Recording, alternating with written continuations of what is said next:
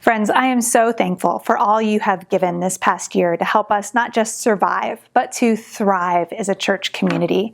Your generosity has enabled us to be flexible in a year when everything we've ever known about church has been turned upside down. For instance, we were able to purchase camera and sound equipment early in March, which allowed us to go from being fully in person to fully online in the course of a week. We've been able to put together care packages for the teachers at Walters who have found their lives to be turned upside down as well, to provide a little bit of joy and encouragement for them in the midst of their difficult challenges. And just this past month, our community playground was opened to give our neighbors a place to wiggle and giggle together in a season where so many of us are in desperate need of a chance to do something physical, tangible with one another. We have provided a place of connection for our community. And as a church, we are adapting quickly to the challenges that we're facing around us. We made mid-year budget revisions so that we could make sure that your gifts were going to where they were needed the most in this season. As a church, we applied for the PPP loan that has helped us keep our staff fully employed this past year.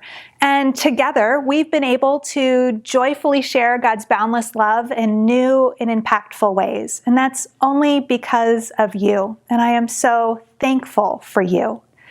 Next year, we have big plans as well. You may have seen in the mail our 2021 ministry goals that outline some of the changes and our hopes and dreams for the coming year. And if you haven't seen it, we'll put a link to it in the comments for you.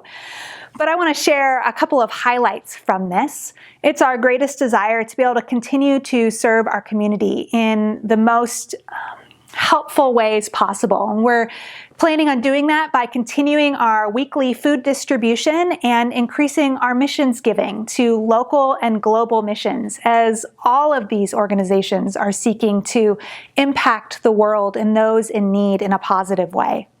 We're making upgrades to our internet system on campus so that when we're finally able to worship back in person together, that we'll be able to live stream our services so that those who need to will be able to participate in our community and in worship in a real and meaningful way in real time. And we're working to keep our staff fully employed and taking into consideration the California minimum wage increases that's working to provide living wages for all of our staff. We know that this is an ambitious budget and it represents a $20,000 increase over this year's budget. But we believe that we have a big God and that we've been called to this important work together.